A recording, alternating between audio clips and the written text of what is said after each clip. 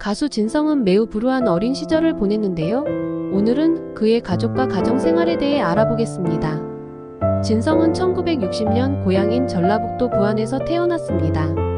진성은 어린 시절 어머니에게 2번이나 버림받았습니다. 홍역 예방 접종을 하지 않은 상태에서 어머니는 집을 나갔고 당시 홍역으로 많은 아이들이 사망했습니다.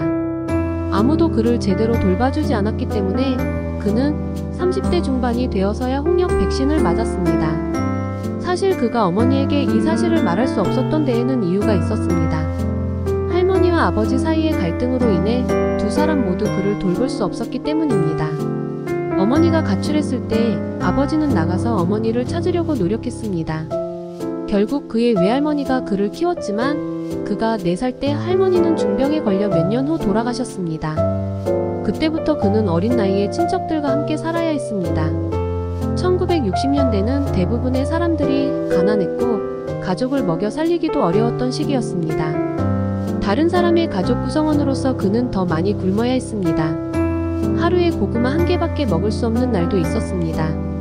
30살의 나이에도 배고픔을 견뎌야 했던 젊은 진성에게 가장 큰 위안은 노래였습니다. 라디오가 보급되던 시절이었고 라디오에서 흘러나오는 슬픈 노래 가사가 자신의 감정을 반영한다고 느낀 그는 노래에 푹 빠졌습니다. 진성은 노래에 천부적인 재능이 있었습니다. 라디오에서 노래를 듣고 나면 다음날부터 노래를 따라 부르곤 했습니다. 배가 고팠던 그는 산에 가서 진달래 등을 꺾어 허기를 달랬고 외로운 마음을 담은 노래를 부르며 돌아다녔다고 합니다. 그때 부르던 노래는 이미자 선생님의 동백 아가씨와 기러기 아빠 같은 동요였습니다.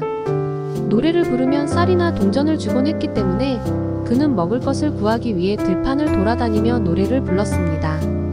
이러한 어린 시절의 경험을 바탕으로 그는 보릿고개라는 노래 가사를 썼습니다.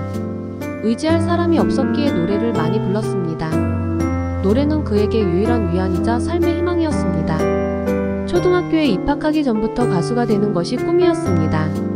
하지만 학교에 갈 나이가 되었을 때 부모님이 없었고 호적도 없어서 초등학교에 입학하지도 못했습니다.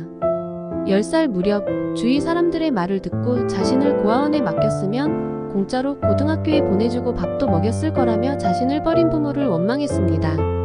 8년 동안 어머니와 헤어져 지내던 중 11살 때 어머니와 재회했고 가족은 다시 함께 살게 되었습니다. 12살 때 처음으로 학교에 갔지만 나이 때문에 4학년밖에 다니지 못했습니다. 그러다 부모님이 다시 합치면서 많이 싸우게 되었고 외삼촌이 어머니를 대신하게 되었습니다. 그러던 중 초등학교 6학년 담임 선생님을 만나 서울로 가서 기술을 배우라고 말하며 교통비와 숙식비를 주었습니다. 그 돈으로 14살의 나이에 혼자 서울로 상경했습니다. 그때부터 그는 중국 음식 배달과 생계를 위해 할 수 있는 모든 일을 시작했습니다. 하지만 그 와중에도 가수가 되겠다는 꿈은 계속 이어졌습니다. 15살과 16살에는 순회극단에서 일했습니다. 17세와 18세에는 나이트클럽에서 가수로 일하기 시작했습니다. 물론 그는 탬버린 가수로 노래뿐만 아니라 시를 돌리고 자비를 했습니다. 하지만 마음 깊은 곳에서는 유명한 가수가 되면 부모님이 자신을 찾으러 올 거라고 생각했죠. 하지만 그는 빚이 돈은 되지만 그다지 가치가 없는 동전과 같다고 느꼈습니다.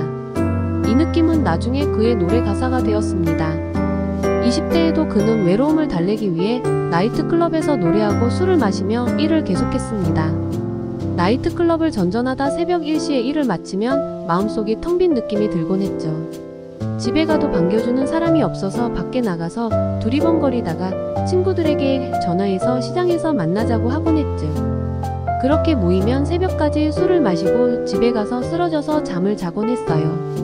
웨이터들은 술을 팔아야 하니까 우리를 이용하는데 인사만 하면 15만원짜리 술 한 병을 주면서 먹고 살게 도와달라고 하는데요. 들어가면 팁으로 만원짜리 지폐 5장을 주는데 그 팁을 받으면 가슴이 찢어집니다. 요즘 돈으로 따지면 큰 돈은 아니지만 정말 큰 돈이죠. 실제로 그의 주변에는 돈 많은 아내를 잡아 그에게 팔아넘기는 노래하는 제비들이 꽤 많았습니다.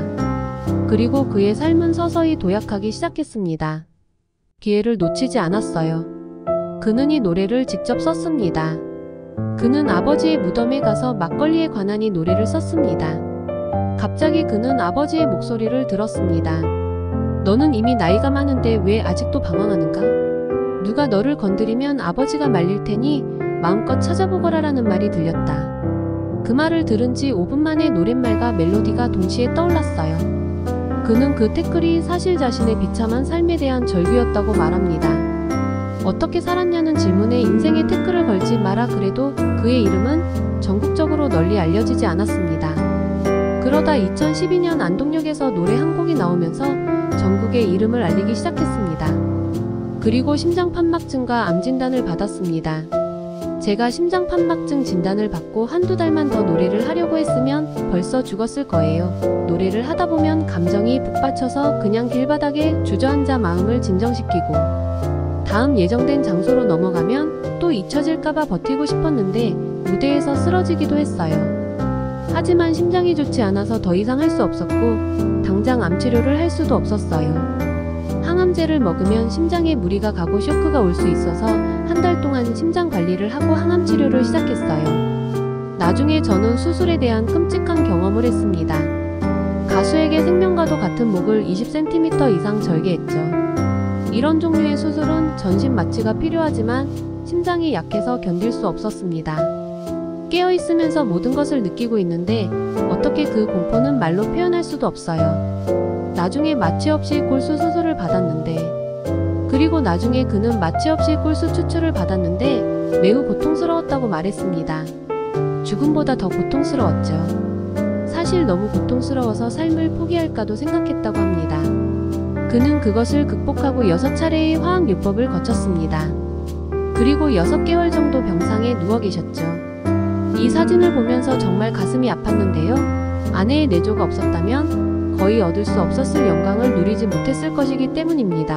투병 기간 동안 포기할까도 많이 생각했지만 아내가 있었기에 이겨낼 수 있었다고 합니다. 과거의 불운과 무명가수라는 신분 때문에 결혼은 꿈도 못 꾸었는데 기적처럼 아내가 나타나 그를 만나게 해줬습니다.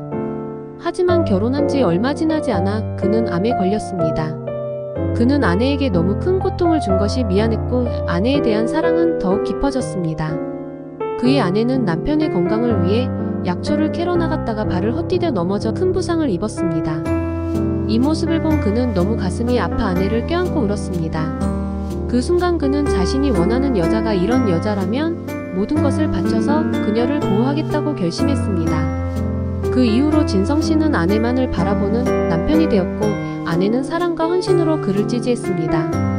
그는 어머니와 재회했지만 여전히 아이를 가질 수 없는 아픔을 느낄 수 있습니다. 하지만 여전히 후배들을 친자식처럼 보살피며 사랑을 전하고 삶에 대한 긍정적인 태도를 잃지 않는 그는 건강 상태가 완전히 회복되지 않았고 암외에도 심장 기능도 떨어져 여러모로 제약이 많은 상태입니다. 하지만 그의 긍정적인 음악과 봉사활동이 많은 사람들에게 위로와 용기를 주길 바랍니다. 이상으로 영상을 마치겠습니다.